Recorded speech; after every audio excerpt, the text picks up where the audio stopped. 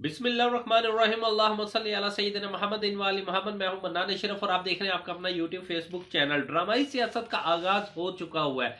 हर पल शेपो फराज सियासत के अंदर आ रहे हैं, कभी कुछ आ रहा है, कभी कुछ हो रहा है। इस टाइम जो सबसे बड़ी बात है कि स्पीकर जो कौमी असम्बली है, इन्होंने अचानक 35 MNA वो जिन्होंने अपने इस्तीफे दिए हुए थे पीटीआई के, उनके अचानक इस्तीफे जो है मंजूर करके फौरन इलेक्शन कमीशन को भेजे और इलेक्शन कमीशन ने मौके के ऊपर ही उन्हें डी सीट का नोटिफिकेशन जारी कर दिया।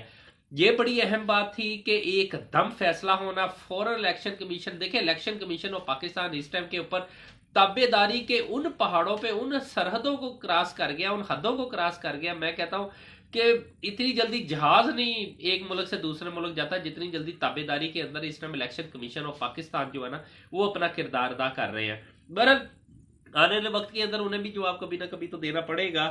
पहले यही जो स्पीकर कौमी असम्बली थे ना, ये कहते होते थे कि जी मेरे पास आओ, आके मुझे बताओ, देखें आपके जो वो सिग्नेचर है वो गलत है, आपके ठीक नहीं है, ये इस्तीफा आपकी तरफ से नहीं आया, पार्टी की तरफ से आया, हमें आके फर्दन फर्दन आए और आके हमें इस बात पे वेरिफिकेशन करें कि ये वाकई इस्तीफा आप देना चाह रहे हैं, वगैरह वगैरह 2500 मसले मसाइल उन्होंने ना बताए हुए थे।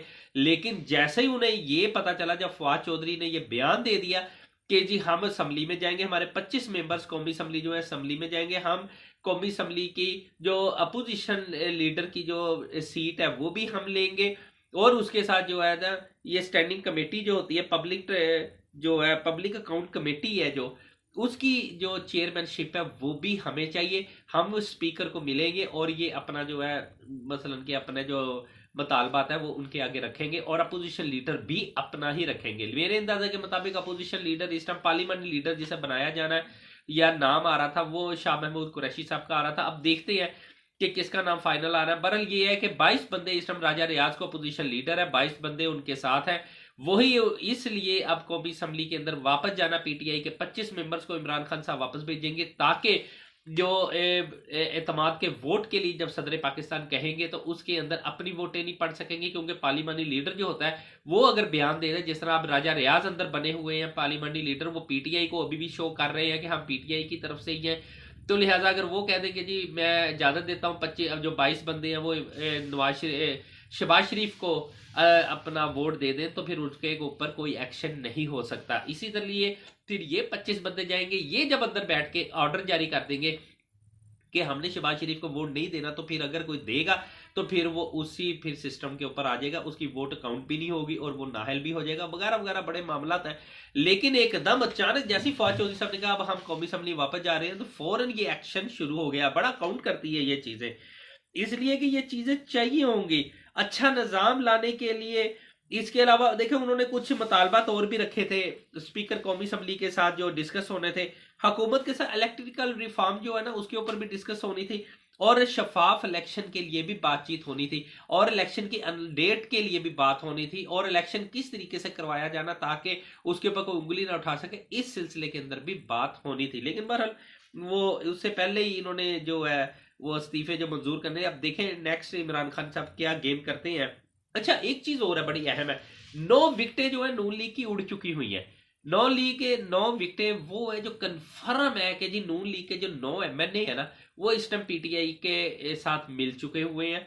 उन्होंने अपना बकायदा ये उसमें पैसा नहीं चल रहा, उसमें पीटीआई की ये डिमांड की गई है कि जी आप हमें अगर टिकट दे देते हैं तो हम पीटीआई में शामिल हो जाएंगे।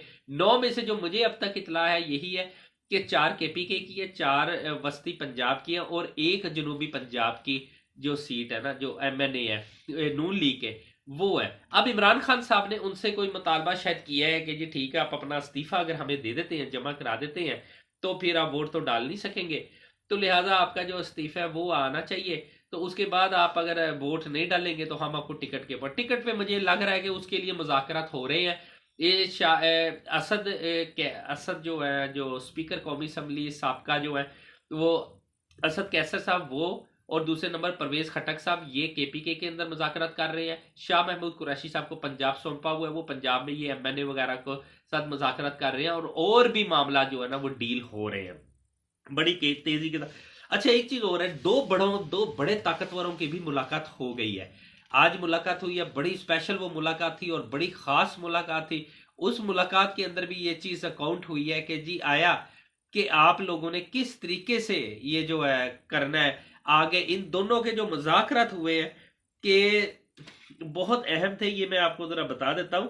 एक तो chief election commissioner, chief justice supreme court Umar Ata Bandial साहब, और दूसरे chief justice election commission Sikandar Sultan Raja साहब। इनकी आधे घंटे तक मुलाकात रही है और उसके अंदर जो चीजें डिस्कस हुई है वो डिस्कस यही हुई है कि जी केपी के भी असम्बली तहलील हो गई है, क्योंकि समरी चले गई है, गवर्नर को समझे वो भी तहलील हो गई है, पंजाब की भी तहलील हो गई है। क्या पूरी असम्बली पूरे पाकिस्तान में इलेक्शन करवाना है कि सूबों में इलेक्शन करवाना है, बहरहाल ये डिस्कस हो रही है। तीसरी बड़ी ताकतवर शख्सियत जो है इस टाइम वो पाकिस्तान जो है वो आर्मी चीफ है। मुझे उम्मीद है कि आर्मी चीफ साहब की भी मुलाकात इन शख्सियात के साथ बहुत जल्द हो जाएंगी और उसके अंदर भी बहुत से मामला, इसलिए कि आर्मी चीफ यही अदारे होते हैं जो हमेशा इलेक्शन करवाते हैं। उसमें आर्मी चीफ, क्योंकि आर्मी इन्वॉल्व होती है, उसके अंदर इलेक्शन कमीशन इन्वॉल्व होता है, उसमें chief justice supreme court involve होते हैं। मतलब ये ताकतवर शख्सियात जब तय कर लेती है ना कि इलेक्शन होने चाहिए तो तब इलेक्शन हो जाते हैं। इन्होंने ही फाइनल करना है, इसलिए अगर इलेक्शन नहीं भी कराते तो इमरान खान ने सुप्रीम कोर्ट ऑफ पाकिस्तान से ही रब्ता करना था। इससे पहले वो पूरी एक ग्राउंड बना रहे हैं, पूरी यानी कि सिस्टम बना रहे हैं कि आया कि फैसला पहले करना है कि बाद में करना है। यानी कि फैसले क्या होने चाहिए, इलेक्शन यकमुश्त होगा पूरे पाकिस्तान में कि फर्दन फर्दन सूबों के साथ इलेक्शन होगा। बहरहाल ये चीजें बहुत ज्यादा काउंट करी। अच्छा, स्टॉक एक्सचेंज जो है आज बिल्कुल गिर गई और तबाहकुन अंदाज से गिर गई। स्टॉक मार्केट की सिस्टम ये 1672 पॉइंट नीचे गिरी है। ये पाकिस्तान की तारीख का स्याह तरीन दिन है इंडस्ट्री ओनर्स के लिए, और 38,400 कुछ पॉइंट जो थे उस पर बंद हुई है। ये बादन ख्वास्ता अल्लाह ना करे, ये जो ताजर लोग होते हैं ना बड़े सेंसिटिव होते हैं और इस तरह के मामला जो होते हैं ना ताजरों को, सनतकारों को तबाही बर्बादी की तरफ ले जाते हैं। बहरहाल बड़े खतरनाक जो हालात हैं वो हो गए हैं। लंदन से कुछ बड़े फैसले होने जा रहे हैं अब, और उम्मीद है कि इन्हीं दिनों के अंदर होंगे। और एक हफ्ता बड़ा अहम है, एक हफ्ते के अंदर अंदर बहुत बड़े बड़े फैसले इस टाइम लंदन में हो रहे हैं। बहुत जल्द अनाउंसमेंट हो जाएगी और वो बड़े फैसलों के अंदर क्या फैसले होते हैं, मरियम नवाज को कौन सा खसूसी टास्क सौंपा गया वो भी बड़ी जल्द मंजरे आम के ऊपर आने लगा। मरियम नवाज पाकिस्तान में आएंगी और उस टास्क के ऊपर काम करेंगी, इलेक्शन की तैयारी होगी, और फिर किन किन लोगों को उसके टिकटें देनी है नहीं देनी ये फैसला भी मरियम नवाज खुद करेंगी, कोई दूसरा नहीं करेगा।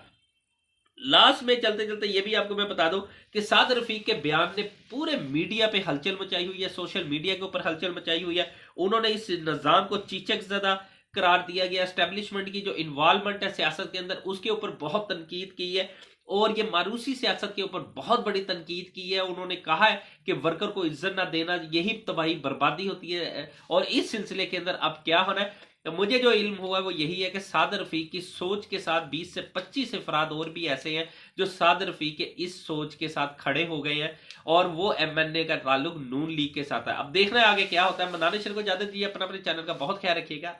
अल्लाह हाफिज।